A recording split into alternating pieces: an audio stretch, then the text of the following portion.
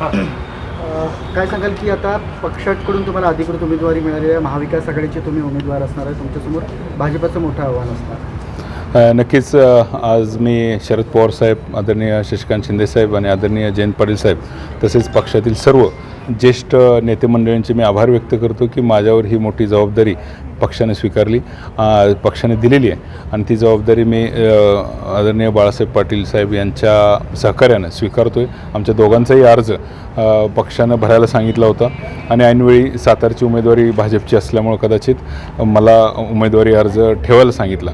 तर मी ही निवडणूक ताकदीने लढवणार आहे आणि पक्षाच्या नेत्यांनी जो माझ्यावर विश्वास टाकला आहे तो मी सार्थ ठरवण्याचा पुरेपूर प्रयत्न करणार आहे. आणि या ठिकाणी काँग्रेसचे 2 अर्ज होते, राष्ट्रवादीचे 2 अर्ज होते, यावरून तुमच्या लक्षात आलं असेल आणि ते सर्व अर्ज परत घेतलेले आहेत की आम्ही एकत्रितपणे महाविकास आघाडी म्हणून ताकदीनं ही निवडणूक लढणार आहोत. साताऱ्याचे नाराजी नाट्यानंतर शिवसेनेने पण या ठिकाणी अर्ज दाखल केला होता.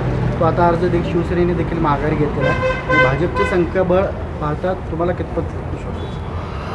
शिवसेना आणि युतीतले 2 पक्ष शिवसेना आणि राष्ट्रवादी या दोघांचंही काही संख्याबळ इथं चांगलं आहे. त्याचबरोबर आमच्या राष्ट्रवादी काँग्रेस पार्टीचं शरदचंद्रजी पवार पक्षाचंही संख्याबळ चांगलं आहे.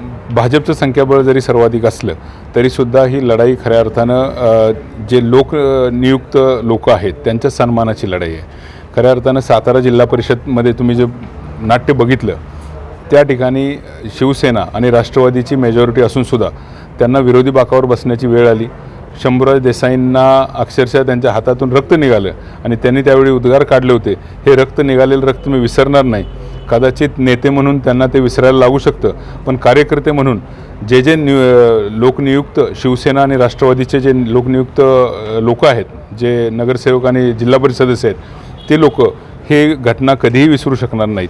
आणि त्यांच्या सन्मानाची लढाई मी काही एकटा माझ्यासाठी ही लढाई लढत नाही, तर जे नगरसेवक असतील, जे जिल्हा परिषद सदस्य असतील, त्यांना सन्मानपूर्वक वागणूक या सरकारमध्ये मिळावी म्हणून त्यांच्या वतीनं मी ही लढाई खऱ्या अर्थानं लढतो आहे. आज परिस्थिती बघता तुमच्या लक्षात येईल की भाजपचे नगरसेवक किंवा भाजपचे जिल्हा परिषद सदस्य आणि इतर पक्षांचे जिल्हा परिषद सदस्य यामध्ये अक्षरशः म्हणजे जमीन आसमानाचा फरक आहे. अस्पृश्यतेची वागणूक त्यांना दिली जाते.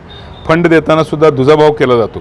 मग त्यामध्ये काही फक्त विरोधी पक्षातलेच आहेत असं नाही, सत्तेतले महायुतीतले जे जिल्हा परिषद सदस्य आणि नगरसेवक आहेत त्यांनासुद्धा दुजाभाव तिथं मिळतो. आणि तुम्ही काही भाषणं मंत्र्यांची बघितली असतील, त्यामध्ये फंड आमच्या हातात आहे, तुम्ही आमच्याकडे आला नाहीत तर आम्ही काय करू हे बघा, हे कुणाला देतात ते धमक्या? ते युतीतल्याच बाकीच्या नगरसेवकांना आणि जिल्हा परिषद सदस्यांना देतात. त्यामुळे तेही सध्या चिडून आहेत असं मला वाटतं. तर ही अस्पृश्यतेची वागणूक तुम्हाला नको असेल तर त्यांनीसुद्धा माझ्या पाठीशी उभं राहावं असं मी त्यांनाही आवाहन करतो. तुमची मदत होईल तुम्हाला असं वाटतं?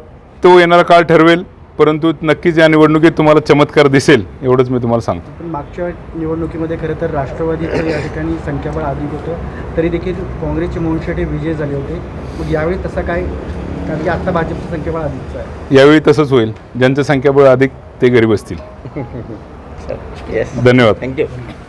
आवाज माणदेशाचा, माणदेशातील प्रत्येकाचा. माणदेश प्राईम सबस्क्राईब करा आणि अपडेट रहा. नवीन व्हिडिओच्या नोटिफिकेशनसाठी बेल आयकॉनचं बटन दाबा. धन्यवाद.